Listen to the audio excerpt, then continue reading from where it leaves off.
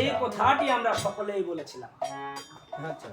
এই মাতৃগর্ভের সপ্তম মাসে যেদিন গুরুদেবের সাথে আমাদের সাক্ষাৎ হয়, সেদিন আমাদের পূর্বের যত জন্ম ছিল সমস্ত জন্মের কথা ওই দিন আমাদের মনে পড়ে যায়।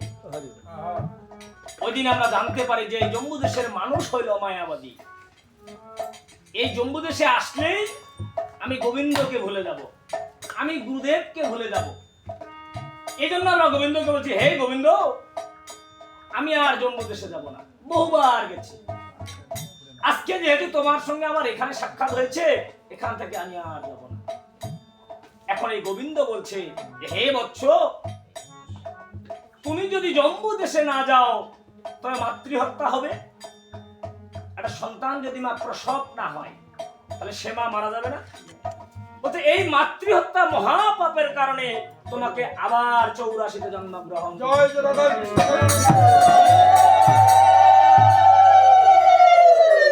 কারণ আমরা বহু জন্ম অতীত হইয়া এই মানব জন্ম পেয়েছি। এই মানব জন্ম হইল অতি দুর্লভ জন্ম। একমাত্র এই মানব জন্মে আমরা গোবিন্দকে লাভ করতে পারি, আর অন্য কোন জন্মে নয়। এই মানব জন্ম পাইবার জন্য স্বর্গের দেবগণ হাজার হাজার বছর তপস্যা করেছে। আমরা মনে করি যে দেবতাগণ মনে হয় সুখী আছে, কিন্তু না। এই মানব জন্ম পাইবার জন্য স্বর্গের দেবগণ সহস্র বছর ধরে তপস্যা করেছে যে যদি আমি একবার মানব কুলে জন্মগ্রহণ করতে পারি তবে সেই জন্মেই আমি একমাত্র গোবিন্দকে পাবো, আর অন্য কোনো।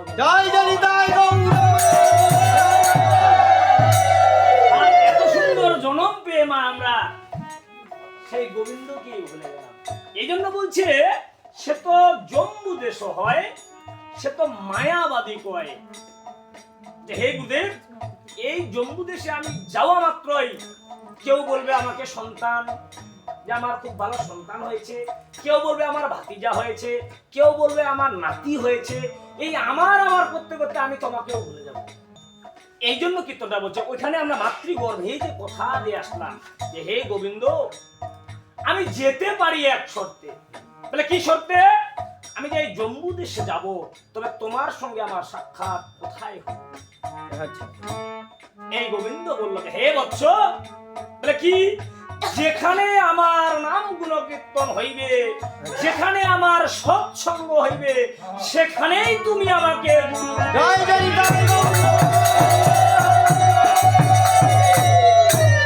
মাতৃগর্ভে কথা দিয়ে আসলাম যে আমরা এই কীর্তন আসরে যাব, আমরা ভাগবত আসরে যাব।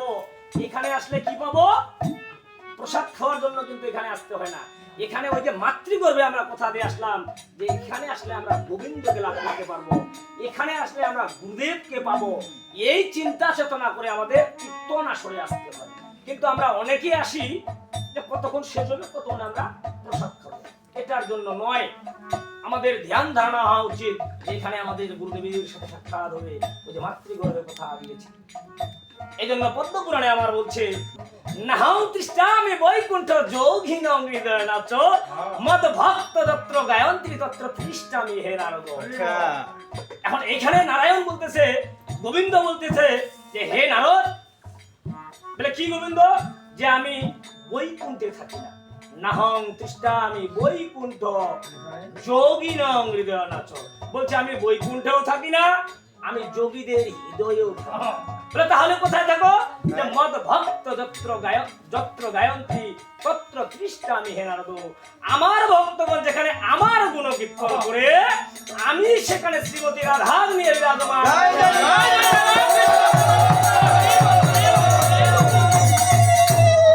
ওই যে মাতৃগর্ভের কথাটা আমাদের পদ্মপুরাণের উত্তরখণ্ডে আমাদের প্রাণ গোবিন্দ বলে দিলেন নারদকে। এইখানে গোবিন্দ তার রাধা রানী নিয়ে বিরাজমান আছে। আজকে আমরা সেই গোবিন্দকে লাভ করবার উদ্দেশ্যে আমরা এখানে এসেছি, সেই গোবিন্দকে পাবার আশায় কিন্তু আমরা এখানে এসেছি, অন্য কোনো কিছুর জন্য কিন্তু নয়।